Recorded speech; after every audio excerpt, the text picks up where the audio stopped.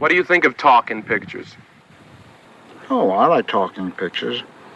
They're much easier to make than silent pictures. Silent pictures were hard work. You know, they're very difficult, to get a point over. You had to move the camera around so much. A talking picture, just as you and I are talking, it gets over, I hope. Cut. Paula Vázquez Prieto, crítica de cine y docente.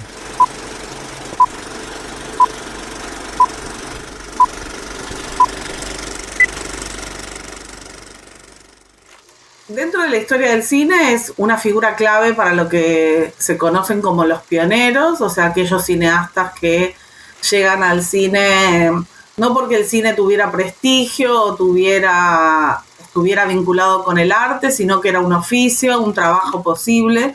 Ford llega de manera muy casual, acompañando al hermano, comienza siendo extra, llega a la dirección después de pasar por otras instancias de la producción cinematográfica, y es un cineasta que no tenía una temprana conciencia de esta idea de autorismo que después los años 60 pusieron tan de moda.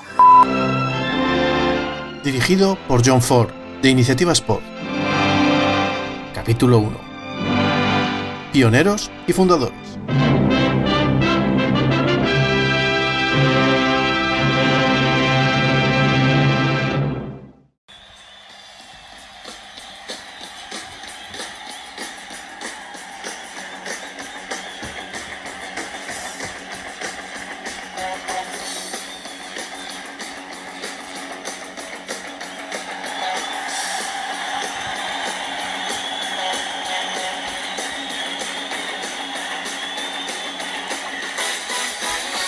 Bienvenidos a París, bienvenidos a la ópera, esto es Universo Enmascarado. El podcast para locos de la gran pantalla en el que repasaremos y descubriremos los grandes títulos del séptimo arte.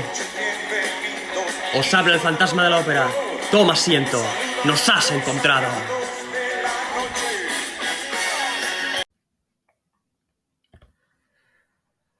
Antes de comentar esta joya que relata otro capítulo de la historia norteamericana, quiero hablar de uno de los hombres que me hizo amar el cine.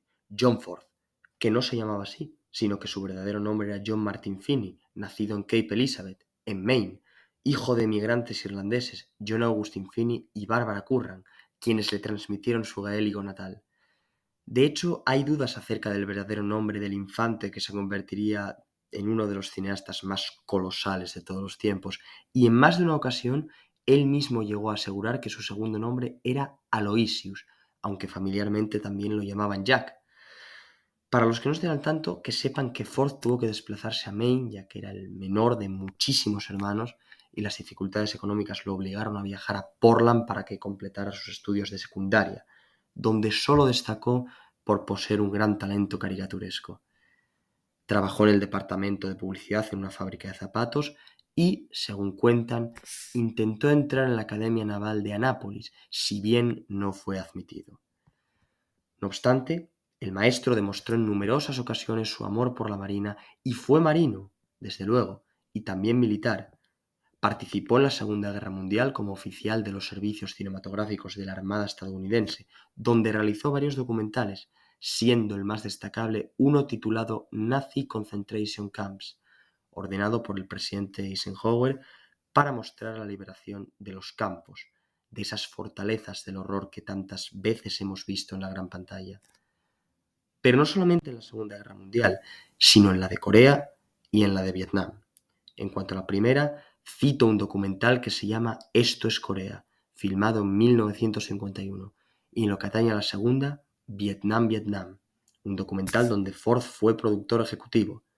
Mención de honor para la batalla de Midway, por la que ganó un Oscar de los 6 que tiene, 4 como director, por El delator, Las uvas de la ira, Qué verde era mi valle y El hombre tranquilo, y 2 por los documentales La batalla de Midway, mejor documental largo, y El 7 de diciembre, mejor documental corto. En cuanto a sus inicios en la industria cinematográfica, comenzó trabajando junto a su hermano Franco Finney, quien se hacía llamar Francis Ford, era un nombre artístico, y John no tardó en adoptar el apellido Ford para conformar su seudónimo, Jack Ford.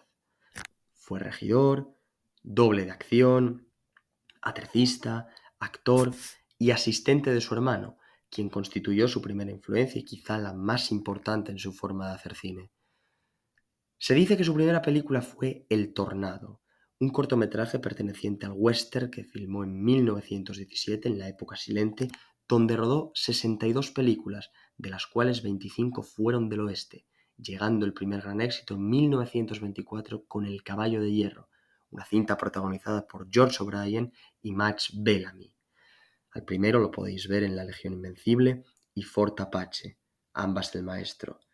Y en cuanto a Bellamy, La Legión de los Hombres sin Alma o La Huella Digital son algunas de las películas en las que está presente el talento de la Dama de Texas. Por último, sobre John Ford quisiera poner de relieve dos datos que más de una vez han inducido a error y se ha tildado al director de cosas que no era. Bueno, en realidad el primero es más una curiosidad y o anécdota que otra cosa, y es que Ford no era tuerto. No era tuerto.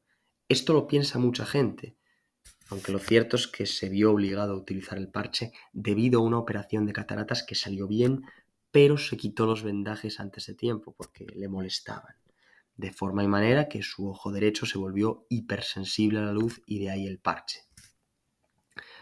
La segunda es que no era ultraderechista, y mucho menos nazi. Lo que pasa es que Ford está estrechamente ligado a John Wayne, porque tenían una gran relación de amistad, y Wayne era republicano, un tío muy conservador, como también lo era James Stewart, republicano convencido. Y entonces la gente pensó, y algunos piensan todavía, que Ford era de la misma cuerda, pero nada más lejos de la realidad. De hecho, era un demócrata liberal, progresista y enemigo acérrimo del nazismo, igual que Marlene Dietrich, imagen, por cierto, de Universo enmascarado. Por tanto, me entristece que se mancille el nombre del maestro con acusaciones tan graves. Pero bueno, estamos aquí para hablar de cine, no de política, que cada cual piense como le venga en gana. Vamos allá con esos corazones indomables.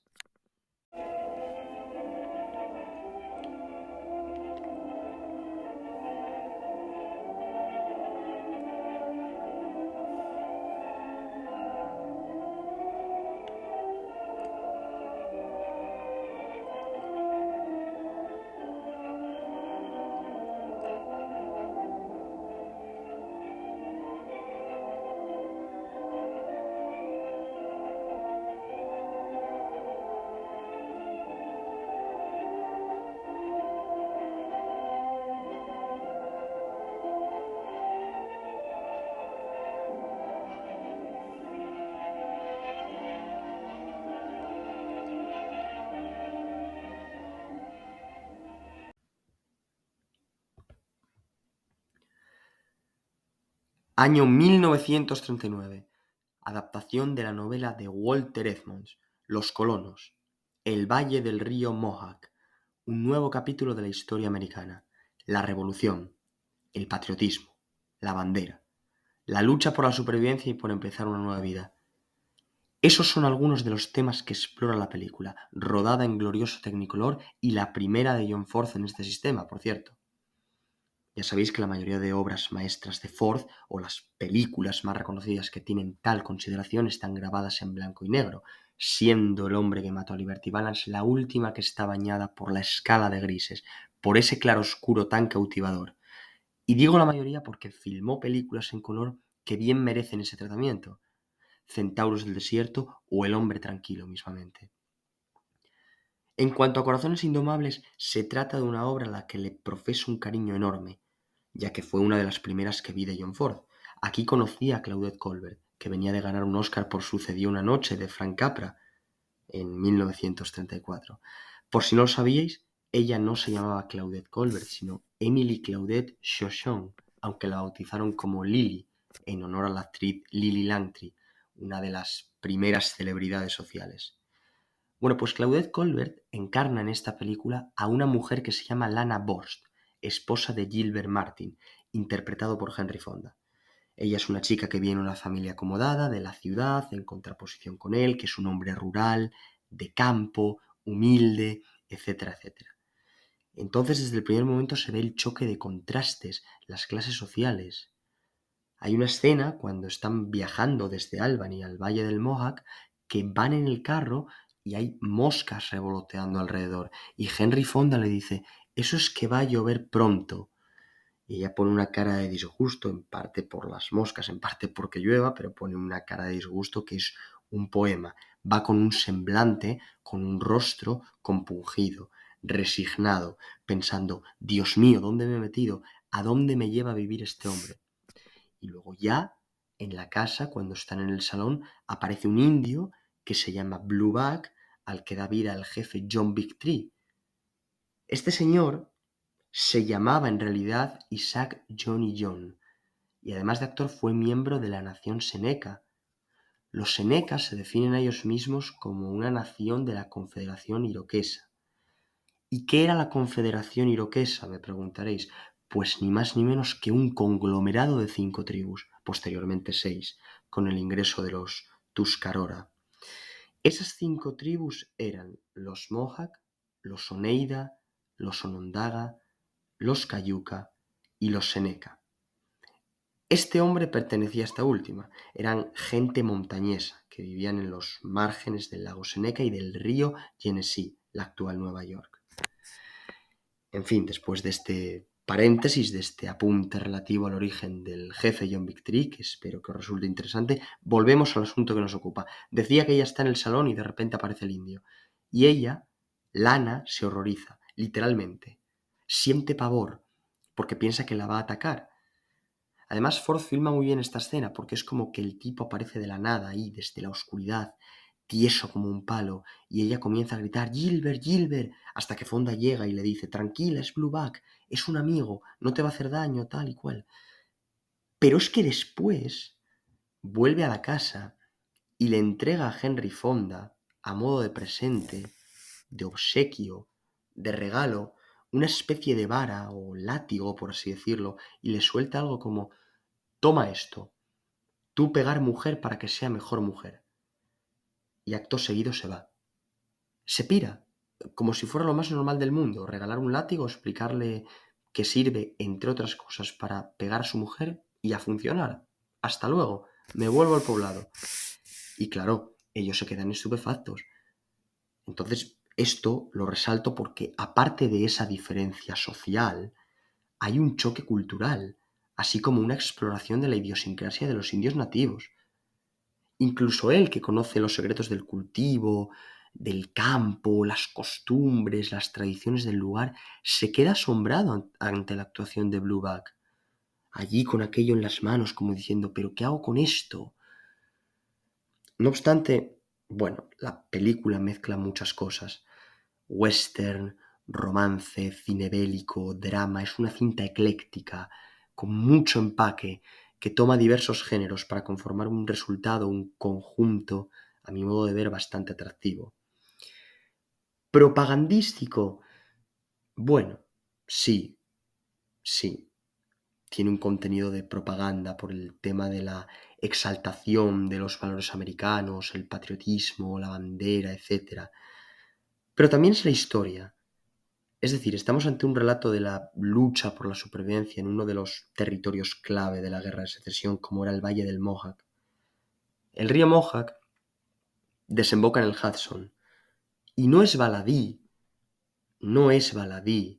la importancia del enclave, puesto que quien lo dominara, quien lo conquistase, tendría la oportunidad de llevar a cabo la apertura de rutas comerciales. ¿Y qué permiten las rutas comerciales? Expandir el territorio. Yo empiezo a comerciar con las poblaciones a mi alrededor, hago negocio, genero dinero. ¿Y qué me permite el dinero? Extender mi espectro, levantar construcciones, transportes que lleven mis mercancías a lugares a los que antes no podía llegar, y un largo etcétera. Y esto ha sido así siempre. Las guerras se hacen por dinero. Ese es el motor de la historia de la humanidad. De ahí que Ford resalte la importancia del valle como punto del que sale todo.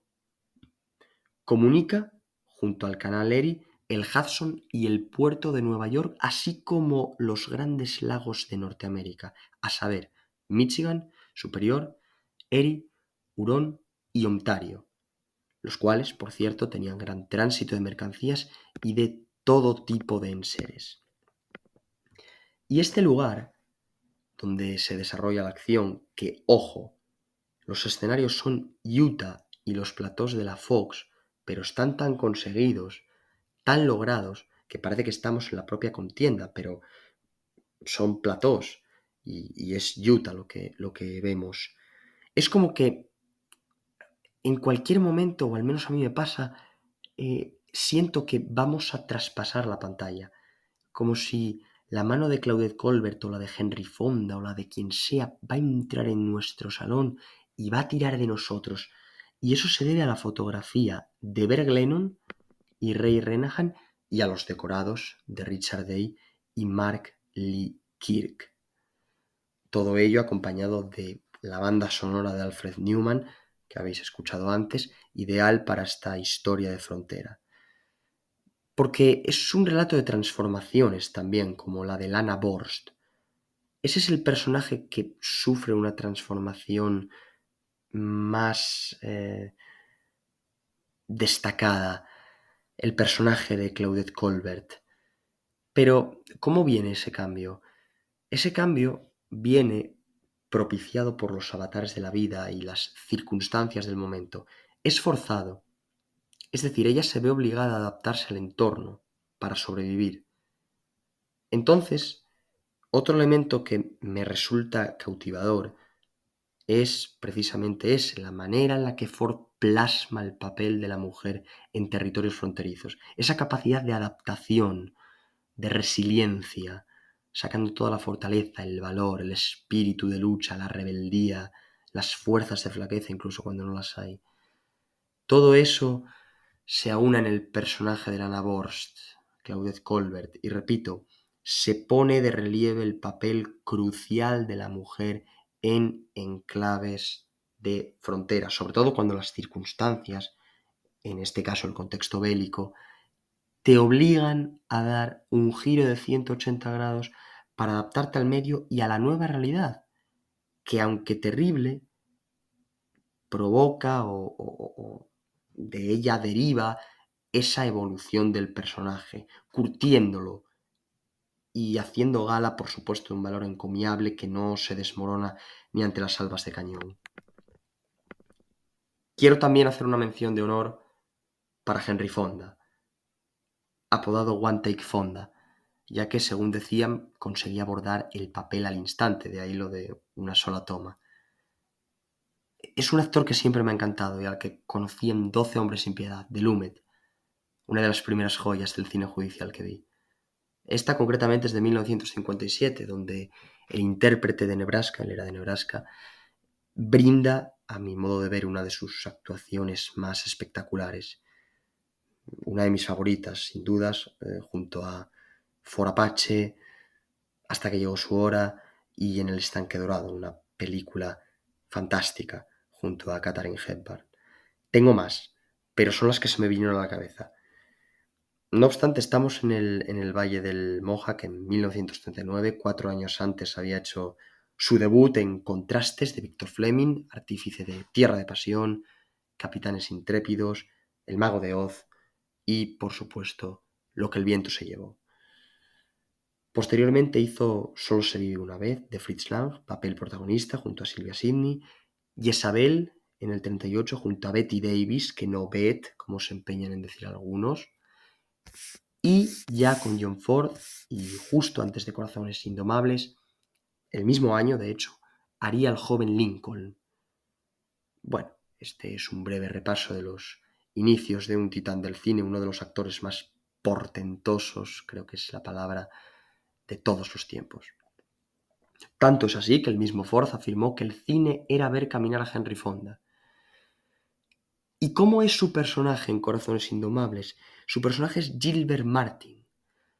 Gilbert Martin, un hombre de campo acostumbrado a las tradiciones rurales, que conoce además a los indios Mohawk y que junto a su mujer Lana también desea emprender un viaje hacia una nueva vida. Son los pioneros, los primeros colonos en esta etapa cinematográfica de John Ford. Es una persona valiente, A veces un poco ruda si se quiere, pero ante todo es un hombre justo que ama a su mujer por encima de todo, lo cual no quita para que a lo largo del metraje haya rencillas o roces entre ambos.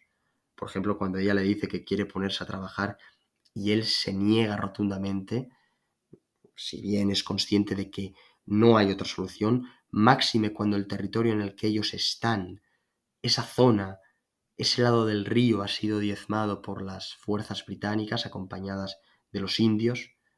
Tengas en cuenta que durante ese ataque ya pierde al hijo que esperaban, por tanto tiene doble mérito, que después de todo el trabajo, todo lo que construyeron, todo lo que levantaron para tener un hogar, que venga el enemigo, arrase con todo y aún así se levanten porque saben que no queda otra, es lo que constituye una clara muestra de estoicismo siempre tan presente en el cine de John Ford.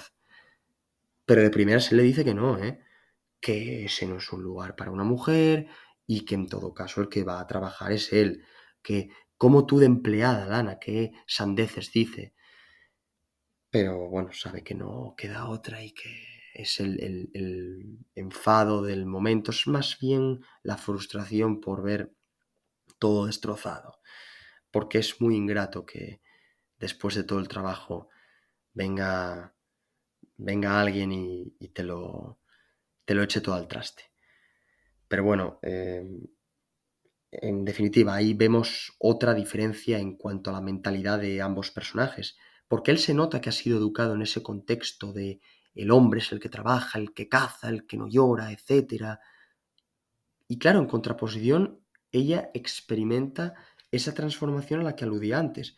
Yo creo que el punto de inflexión en el cambio del personaje de Claudette Colbert es la pérdida del bebé, porque la hace más fuerte. Entonces, es admirable cómo a raíz de una tragedia así, una persona saca fuerzas para levantarse, para seguir adelante y luchar no solo por su supervivencia, sino por su hogar, por asentarse allí, consciente de que es muy probable que en una de estas la maten, porque es la guerra, ni más ni menos. Y la guerra se ve reflejada perfectamente en los ojos de Gilbert cuando vuelve que ella está unos minutos buscándolo, muerta de angustia, y de pronto aparece hecho un guiñapo, ahí en shock, y lo lleva a la casa. Entonces, cuando está tumbado, empieza a murmurar y habla, con la voz del gran Rogelio Hernández, por cierto, habla de que mató a un soldado inglés con la casaca verde y luego un compañero suyo atravesó con la bayoneta a un indio, su mosquete estaba roto, no sé qué, pero aún así lo atravesó y recalca que ese hombre, el que atravesó al indio, además estaba sonriendo, que le gustaba aquello, y finalmente suelta, tuve que matarlo. ¿Qué podía hacer? ¿Qué podía hacer? Bueno, pues ahí está plasmado el horror y el sinsentido de la guerra. Es una de las muestras del horror y del sinsentido de las guerras. Otro de los temas que pone de manifiesto Ford, que como dije anteriormente, sabía bien lo que era eso, ya que estuvo en el frente, de tal forma que estaba curtido y conocía a la perfección de qué iba la cosa. Cambiando un poco de tercio, yo quiero hacer referencia a un personaje que me encanta, que es el de Edna May Oliver, la señora McLennan, que los acoge a los dos, a Lana y a Gilbert en su casa, les da cobijo, trabajo y también se procura compañía porque ella es la viuda de un militar de nombre Barnabas o Barney y se siente sola, tiene mucho carácter, como bien sabéis, los que hayáis visto la película, pero no deja de ser pura fachada, ya que posee un corazón que no le cabe en el pecho. Os dejo el fragmento de uno de los diálogos. Me eduqué con los militares, así es que cuando doy una orden quiero que obedezcan. ¿Qué me dice? Si acepto el trabajo, lo haré lo mejor que pueda. Bueno, se lo advierto para que después no me venga con quejas, ¿eh? ¿Cuánto quiere ganar? Nunca he trabajado para nadie. ¿Cuánto quiere pagar? 45 libras al año, casa, leña y comida. Si su mujer sabe coser, también le pagaré. ¿Sabe coser? ¿Cómo se llama? Lana. Bien, ¿sabe coser? Sí. Conteste, hable. ¿Quiere coser para mí? Sí, me gustaría. Bien, déjeme ver sus manos, déjeme verlas.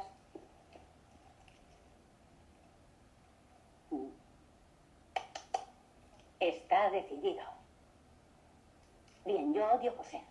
y el trabajo de la casa. Así que yo me encargo del granero y Daisy cocina. Antes cuidaba mucho a mi marido, pero desde que murió hago lo que quiero. No soy simpática y hago lo que me da la gana. Deben pensar que soy una pesada. Sí, señora. ¿Qué? ¿Cómo? ¿Qué? ¿Qué ha dicho? No quise decir eso, pero si insiste, lo pensaré. Ah, bueno, puede pensar lo que quiera, señor Martin, pero guárdeselo para usted. Vamos, supongo que querrán conocer su nueva casa. Si vienen a verme, utilicen la puerta de atrás. No me gusta que me llenen la casa de barro. Bastante la ensucio yo. ¡Oh! ¡Qué porquería! Ese hombre no limpiaba. Pero la casa está bien. Muy bien, señora. Una bonita chimenea y un buen cuarto arriba. Yo viví aquí. Hasta que Barnabas decidió construir la casa de piedra. Es una casa muy bonita. Me alegra saber que les gusta. Ah, quiero preguntarles otra cosa. ¿Tienen muebles? Tenemos una cama y algunas cosas. Bueno, yo les pondré el resto. Está bien, el trabajo es suyo, Martín. ¿Quieren hacerme alguna pregunta? Sí, señora. Quisiera... Bien, ¿qué? ¿Es usted de los nuestros? ¿De los suyos? Martín, una mujer no debe tener opiniones políticas. Solo me preocupa esta granja y mataré a cualquier inglés, indio o americano que se crea con derecho a fisgonear en mis asuntos. ¿Le parece bien? Sí, señora. ¿Cuándo podrán venir? Pues... ¿mañana será muy pronto? ¿Mañana? ¿Por qué no vienen hoy? De acuerdo, vendremos hoy. Bien.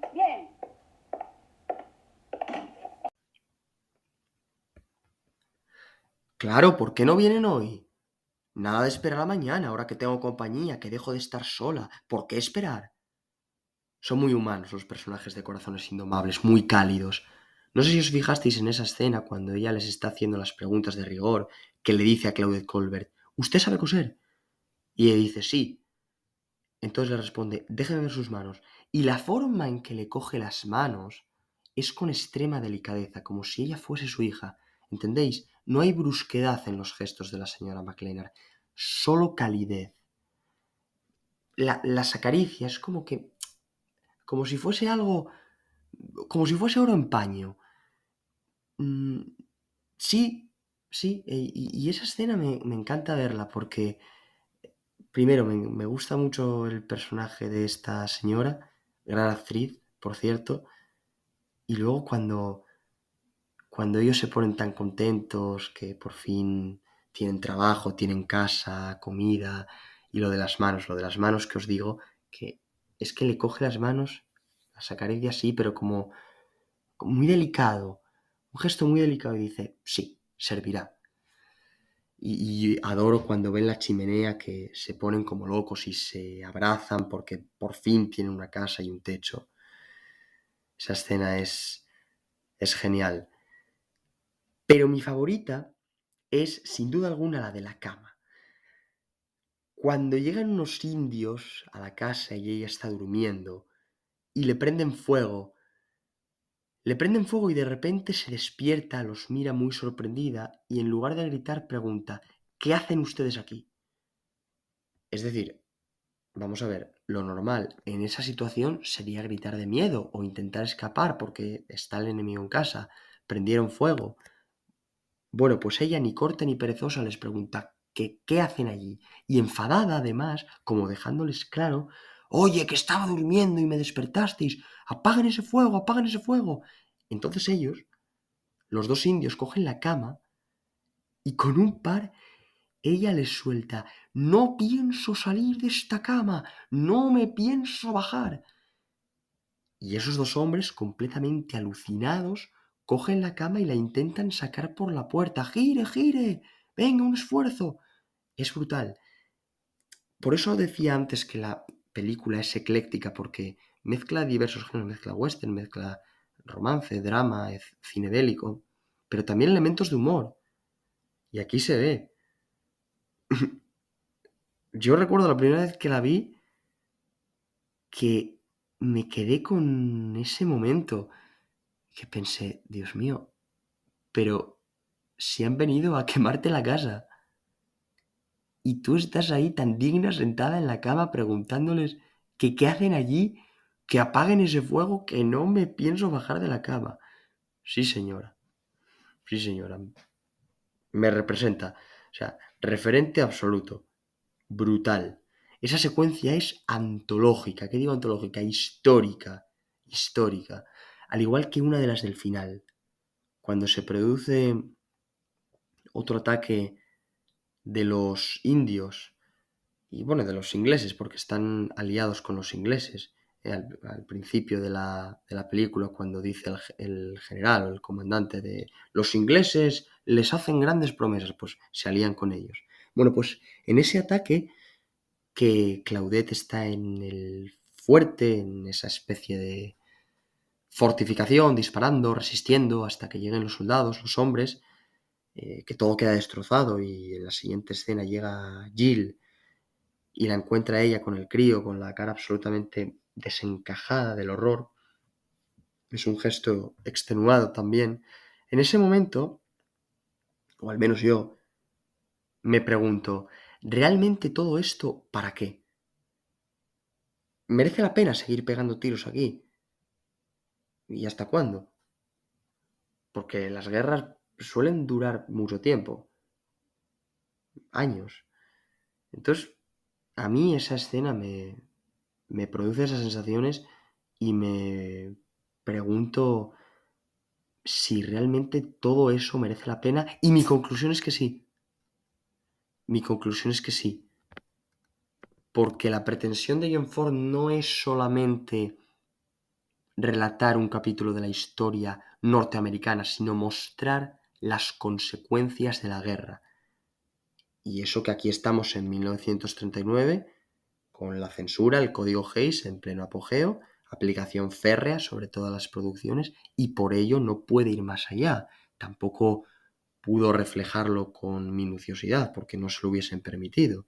Igual que ocurre, por ejemplo, en Centauros del Desierto, cuando van a buscar a Debbie, Natalie Wood, al poblado, y nos encontramos con esas miradas que no dicen nada, pero lo dicen todo, porque el espectador sabe, pese a que el director no lo muestre o lo confirme, que Debbie ha pasado por la cama de varios comanches, que la han violado, hablando claramente.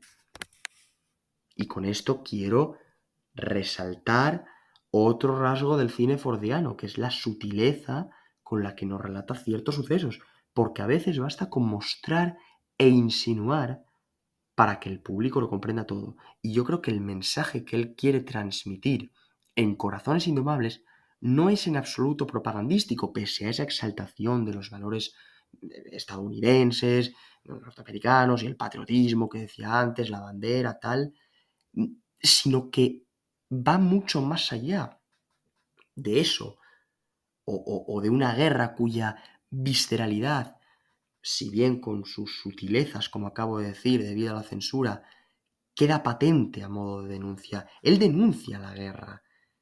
Es decir, no solamente se limita a situar la acción en un contexto determinado, sino que introduce otros elementos para mostrar lo que conllevan las guerras, y en medio de ese caos surge el valor humano, fruto de la lucha por la supervivencia y de lo propio, del hogar, de lo que las personas estamos dispuestas a hacer por nuestros seres queridos, para protegerlos hasta las últimas consecuencias. Ese es el espíritu de la película, esa es la esencia fordiana, porque John Ford era, es y será siempre un corazón indomable. Muchísimas gracias. Hasta aquí mi análisis de la película. Agradezco a los responsables de la iniciativa, así como a todos los involucrados en un proyecto de estas magnitudes, el haber contado con un universo enmascarado y con un servidor en un homenaje tan especial para un cineasta único, para un genio. Y ya sé que no le agradaban los halagos, maestro, pero espero que no le importe, aunque sea por esta vez. Gracias infinitas, de corazón. Ha sido una cabalgada maravillosa y espero volver a veros a todos en futuras empresas, tanto a mis compañeros con los que hoy comparto ondas, como a todos los que escucháis esta radio operística de la que soy anfitrión. Gracias por seguir sin desconectar el dial. No va más. Nos veremos en el próximo telón. Sed felices. Take one. Take one, more than one take, will shoot. En cierta ocasión, preguntado durante una entrevista por sus 3 directores favoritos, Orson Welles respondió con esa profunda y rotunda voz que lo caracterizaba. Me gustan los viejos maestros, con lo que me refiero a John Ford y John Ford. Hablas demasiado. Piensas demasiado. No es el único cineasta de prestigio que ha declarado en algún momento su devoción por Ford. Directores tan distintos como Martin Scorsese, Ingmar Bergman, Clint Eastwood, Steven Spielberg o Quentin Tarantino han proclamado en más de una ocasión su admiración por un director que ha influido de alguna manera en su forma de ver el cine. Cabe preguntarse por qué tantos y tan distintos directores adoran a Ford. Al fin y al cabo, según sus propias palabras, solo hacía películas del oeste. Sin embargo, aunque es evidente que realizó algunos de los mejores westerns de la historia, Ford tocó casi todos los géneros. De hecho, ganó 4 Oscars y ninguno de ellos fue por un western. Como muchos de los grandes creadores, John Ford era un tipo contradictorio, y quizá buena parte del éxito de sus películas radique precisamente en la suma de sus contradicciones. Era capaz de hablar de los perdedores, de los desarraigados, de aquellos que se encuentran en una perpetua búsqueda de su camino sin encontrarlo jamás. Sin embargo, esa búsqueda está repleta de una nostalgia y un lirismo que jamás cae en la sensiblería más ramplona. Incluso en sus historias más dramáticas era capaz de encontrar el romanticismo y el humor. Y no solo porque conocía perfectamente los resortes narrativos del medio que estaba utilizando, sino porque además sabía perfectamente que incluso en los momentos más trágicos pueden surgir unas notas de ternura o de humor. Ford es el director de La gente sencilla. Mac, ¿nunca has estado enamorado? No, he sido camarero toda mi vida. Ya sea un pistolero que busca venganza subido en una diligencia, un sargento negro que intenta ser exculpado de un delito que no ha cometido, un boxeador tranquilo que encuentra la redención en brazos de una temperamental pelirroja, un hombre que de verdad mató a Liberty Balance, aunque la leyenda no lo cuente, un terrorista delator repleto de remordimientos, 3 hombres malos que no son tan malos, una legión invencible en territorio enemigo, o un pobre hijo que ha de abandonar a su desconsolada madre para vagar por el mundo luchando en favor de los que no pueden defenderse por sí mismos. Impetuoso. Homérico. Todos esos personajes buscan encontrar un final en su camino, aunque muchas veces ese camino no lleva a ninguna parte. Son personajes que acaban convirtiéndose en anacrónicos, con unos valores y unas actitudes que no terminan de encajar en una sociedad que ha cambiado sin que ellos se hayan dado cuenta. Unos personajes aparentemente rocosos y de una pieza que esconden unas imperfecciones que los humanizan y a la vez los engrandecen. Adiós, matasanos. Cuídese, ferroviario. Cut.